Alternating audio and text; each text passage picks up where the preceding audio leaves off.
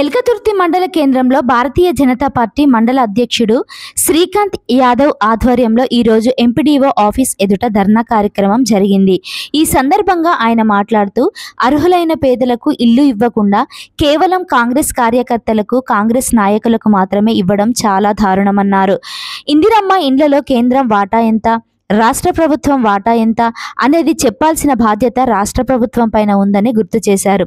2,65,000 రూపాయలు ప్రధానమంత్రి ఆవాస యోజన పథకం ద్వారా లబ్ధిదారునికి చేరుతుంది.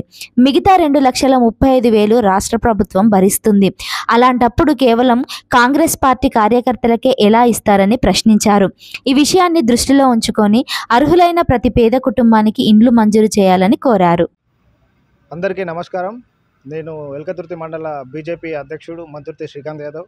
ఈరోజు మనం ఈ ఎంపీడీ ఆఫీసు దగ్గర చేయాల్సిన గల కారణాలు ఏంటంటే, రాష్ట్ర ప్రభుత్వం ఇందిరమ్మ ఇండ్లు అని పేరు పెట్టి కేవలం కాంగ్రెస్ నాయకులకు మాత్రమే వాళ్లకు నచ్చినట్టుగా ఇల్లు కేటాయించడం, కాంగ్రెస్ కార్యకర్తలకు మాత్రమే ఈ ఇండ్లను ఇవ్వడం, దానిపైన మేము భారతీయ జనతా పార్టీ నాయకులము ఈ విషయాన్ని ప్రభుత్వం దృష్టికి తీసుకెళ్లడానికి ఎంపీడీఓ గారి దగ్గరికి రావడం జరిగింది.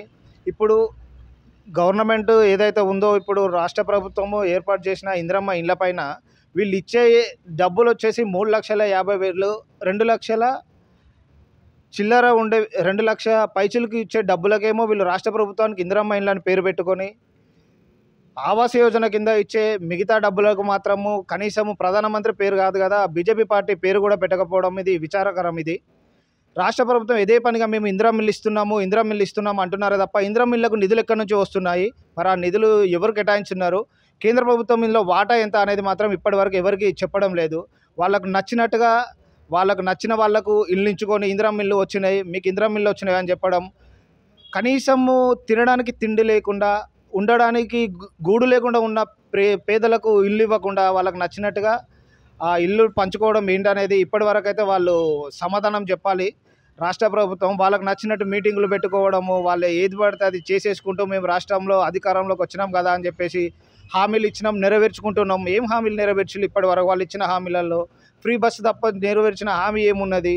ఆ ఫ్రీ బస్సు వల్ల ఉపయోగం ఏమున్నది? సరే పోనీ రాష్ట్ర ప్రభుత్వం ఇస్తున్న ఈ ఇందిరమ్మ ఇండ్లలో మరి దానికి ఇందిరమ్మ ఇళ్ళని పేరు పెట్టుకోవడం ఎందుకు? కాంగ్రెస్ ఇళ్ళని పేరు పెట్టుకుంటే కనీసం ఎవరం కూడా ఆశపడరు కదా పేదలు కూడా.